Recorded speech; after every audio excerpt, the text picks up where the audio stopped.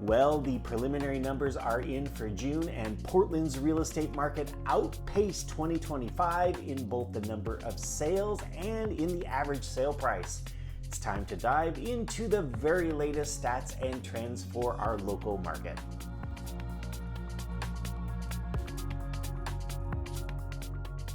Hi everyone, RMLS here, and I'm bringing you the very latest in Portland Metro's local real estate stats and trends. My sample set, as always, includes the full Portland Metro area plus Southwest Washington. If you do have any questions about what's going on in a specific area, feel free to drop me a line or post a note in the comments section right here. So let's start with sale prices. Just looking at this past week, sale prices came in pretty hot. The average sale price was 1.5% lower than the previous week, but still landed 6.9% higher than the same week in 2025. If you have been following these videos, you know that we started out June in the red, but as we've seen over the past couple of weeks, prices have rallied and pulled our year-over-year average for June back into the black, preliminarily ending the month with a gain of about 1.5% in our market sample. That's after negative, so minus 2.2% in April and plus 2.9% in May. One thing to note, and again, this is a preliminary number, the number of transactions in June outpaced last year's count by about 9.6%. I say preliminary because we still have to give agents a few more days to enter their sales into the MLS. Speaking about last year's market, it was pretty accurate to say that the market was bumping along the bottom, driven mostly by folks who were compelled to move for one reason or another, marriage, divorce, job transfer, and so on. This year, what we might be looking at is last year's must-move crowd plus a bunch of buyers and sellers who finally got tired of waiting for the market to change or for mortgage rates to come down and decided to just get on with their lives. Speaking of mortgage rates, rates did move back into familiar territory.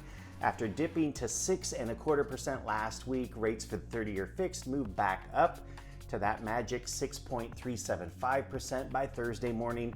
That's a rate that we've been seeing for the last couple of weeks. I saw that rate advertised again on Thursday morning with only an eighth of a discount point and an APR of 6.444%. That's with one of our local credit unions. As always, I'll toss a couple of rate sheets at the end of the video. These rate sheets will be for Thursday because Friday is going to be a bank holiday.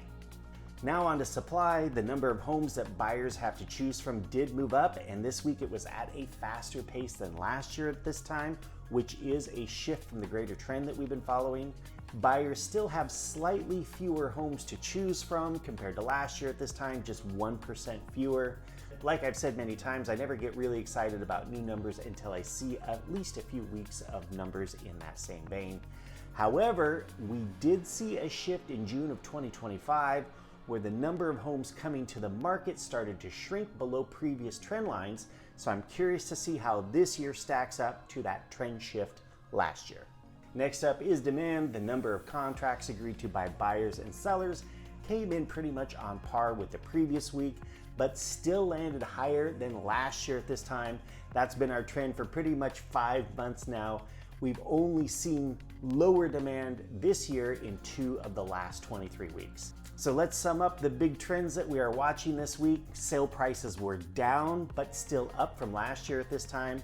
Supply moved up. Buyer demand was pretty much flat, but continues to outpace last year. And mortgage rates moved up just an eighth of a point.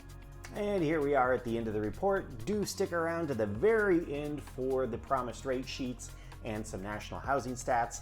Thank you for joining me this week, and I would love it if you gave this video a like or followed this channel if you haven't already.